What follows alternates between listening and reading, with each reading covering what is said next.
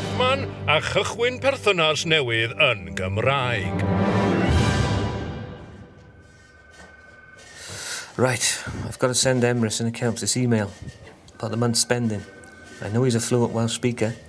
I overheard him the other day, trying to chat up Angela by the water cooler. She was well impressed, probably because she's doing the course Mistroli. What chance have I got? I've been stuck on Gwest Tree and say something in Welsh for 5 months. I think I could probably write this email in Welsh, though. But what if he doesn't get it, then I'm a dysgwyr? The grammatic and the treiglo will be far from perffaith. What if he reads it and thinks I'm an idiot?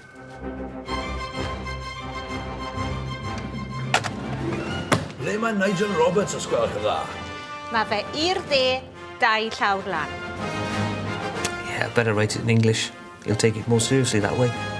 That's what I'll do. Hei, esgusodwch fi. Nigel! Nigel! Paid wneud e, Nigel! Stopia! TaffMan? O ti'n sgrifennu'r e-bost na'r at Emrys yn yr adran cyfrifon yn Saesneg? Wel, o'n i'n meddwl am y peth, ond sut o'i ti'n gwybod?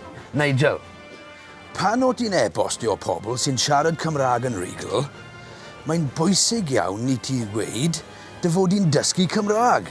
Tell them you're learning and they can help you. Felly, anfona'r neges gyntaf yn Cymraeg i syffydlu perthynas Cymraeg dyn nhw am byth. Establish a relationship in Welsh from the start. Dyna ffordd i ymarfer dy Cymraeg a dod yn rigl. Ti'n iawn. Diolch yn fawr, TaffMan. Anwyl Angela.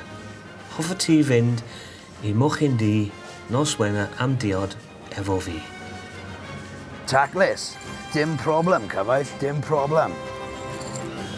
Sdim ots pa lefel chi arni, mae'n bwysig iawn i chi ymarfer eich Cymraeg mewn sefyllfaoedd bob dydd.